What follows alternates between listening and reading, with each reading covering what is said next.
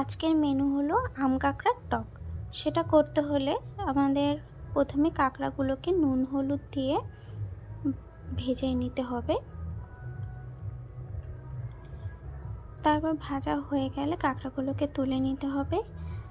তারপর গরম তেলের মধ্যে ফোড়ন দিতে হবে সর্ষে, যে যা সর্ষে দিতে পারে। তারপর আমগুলোকে ছেড়ে দিতে হবে।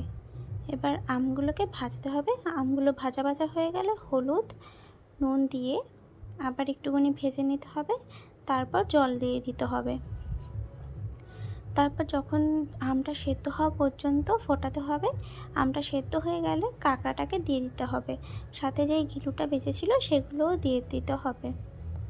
তারপর ভালো করে নেড়ে চেড়ে যখন আমটা অনেকটাই সেদ্ধ হয়ে যাবে যখন জলটা শুকিয়ে যাবে তখন নামিয়ে নিতে হবে। টকটা এরকম দেখতে হয়েছে। ভালো লাগলে সাবস্ক্রাইব আর লাইকটা করে দিও। Thank you.